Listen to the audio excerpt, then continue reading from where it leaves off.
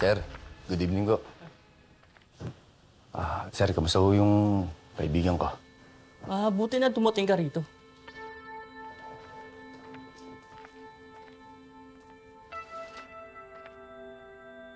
Sir, maraming salamat to ha. Hindi niyo pinabayaan yung kaibigan namin. Miss, gising. Ito na yung sundo mo. Miss! Sir, iyan niyo na ako. Sama ng loob. Mag-uumaga na rin naman, sir eh. Ayos lang ba kung dito na kami magpalipas ng gabi? Babantayan ko na lang ho siya. Sige, ikaw bahala. Yun ako. Dito, ikaw na bahala rito. Paano, brother? Mabuti pa, Brad. Mauna ka nun. Ako na bahala rito. Sige, kung may kailangan kayo, tumawag ka lang, ha? Salamat, Brad. Sige.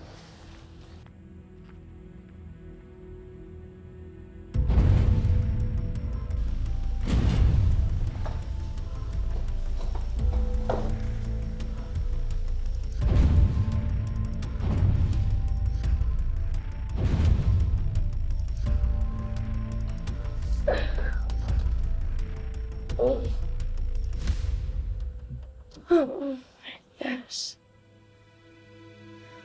Kita, Elias.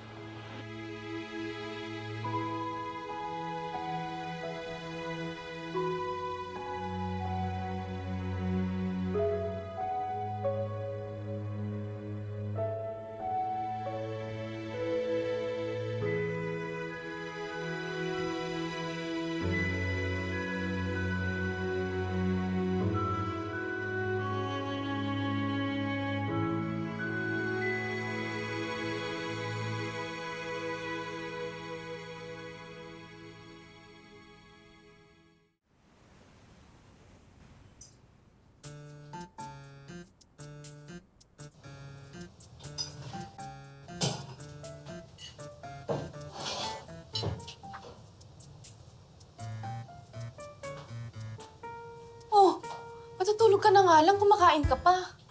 Baka di ka matunawan yan. Ano ka ba? Sabi nila, pag nakainom ka, dapat kumain ka, mag-food trip ka, para kinabukasan, wala kang hangover. Eh wala ka nga hangover. Babangutin ka naman sa ginagawa mo. Eh, bakit sa akin mo ba pinupuntong yung galit mo? Kumakain ako dito. Di mainit ulo ko, ah. Huwag ako, te. Alam mo naman sa bar ako nagtatrabaho. Baka nakakalimutan mo, expert to sa mga panloloko at pambobola sa akin ng ibang tao. Ikaw pa ba? Hindi ba sabi ko sa'yo, narinig ko kung paano tanggihan ni Elias yung pagmamahal ni Bane. Tapos? Sa tingin mo kaya may pag-asa ako kay Elias?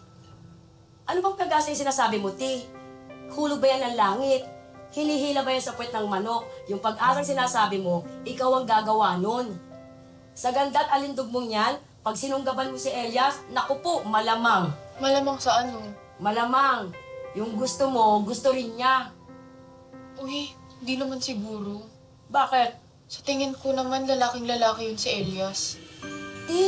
Babaeng-babae ka. Ang ganda-ganda mo kaya. Malayong-malayo ka doon sa bani na yun, oh. Kayo ang bagay ni Elias. Sa tingin mo, sino bagay sa akin? Wala ata eh. Meron yan. Sino? In the future. Ay, One day, ano ba yan? Hihintay na naman one at a ako. time. Nakakaloka naman. Ayoko na nga.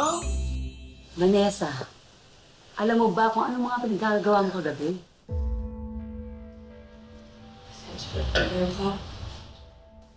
Ang alak, ilagay sa tiyan. Huwag sa utak, ha? Sa susunod na uminom ka, magtira ka ng pang-uwi. Sorry po talaga, Kap. Dahil sa ginawa mo, pwede kitang kasuhan ng bagansya. Eh, perwisyo naman talaga yung ginawa mo. Sandali lang, Kap. Huwag niyo na po akong kasuhan. Mayroon lang po talaga akong pinagdadaanan, kaya po ako nagkaganon. Pero hindi na po maulit. Pangako po. Pasensya na po talaga, Kap. Sorry po. Kap, ako na ho mismo humingi ng tawad sa inyo. Nakikiusap ako, Kap. Hindi naman ho kami taga rito eh. At sa pa, ako na ho mismo babantay dyan sa kaibigan ko. Hindi ko hayaan na uminom pa yan ng alak ulit. Okay, sige. Pasalamat kayo, mga kaibigan kayo ni Mayor. Pero, siguraduhin nyo na hindi na mauulit. Nakakahiya. Huwag yung abusuhin ang kabaitan ni Mayor. Pinatira na nga kayo sa rest house niya, tapos ganito pa yung gagawin nyo? Hindi na po talaga mauulit, Kap. Pangako po. Sige, asahan ko yan. Pero sa susunod na maulit pa, ako na mismo mapapakulong sa'yo. Lilis na kita. Maraming salamat to. Pasensya ko ulit. Kap, kagawad ko tumatawag. Excuse me. Salamat po ulit, Kap.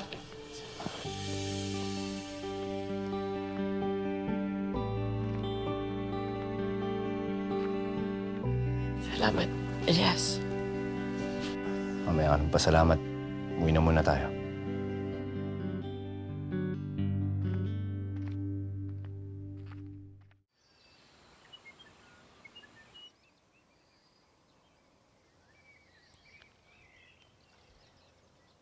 Bakit mukhang problemado ka? Nangyayari sa'yo?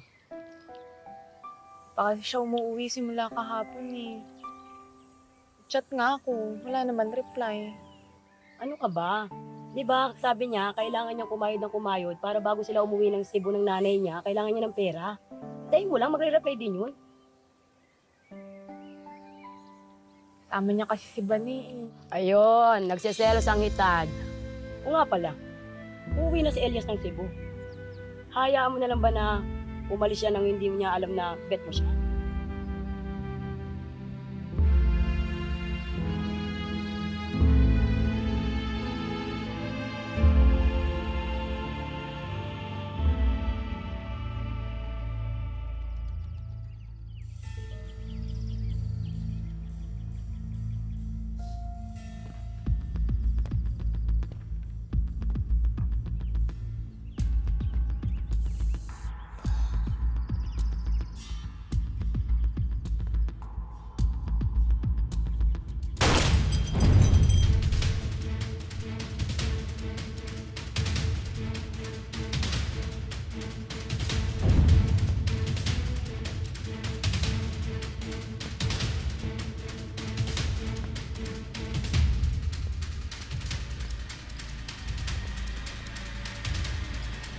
Ano yung ginawa mo?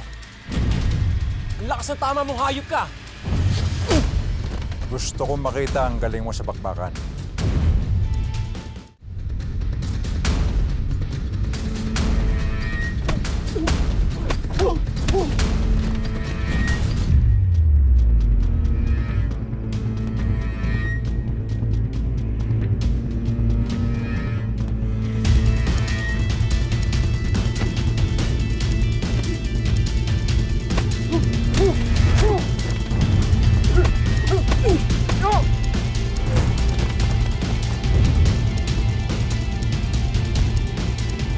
Paano mong tataputan si Elias kung ganyang lalampa-lampa ka?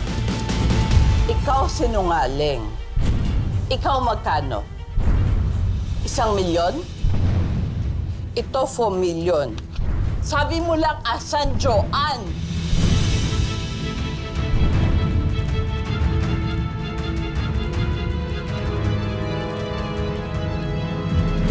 John!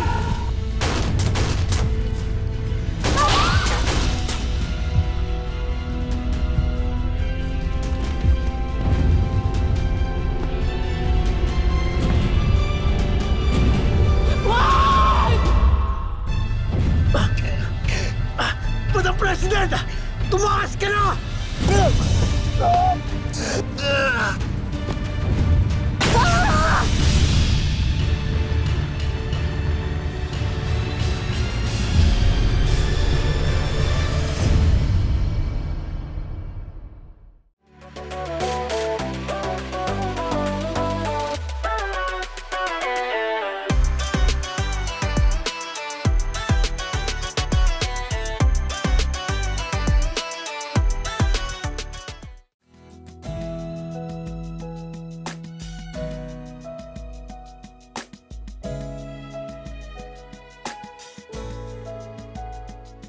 po.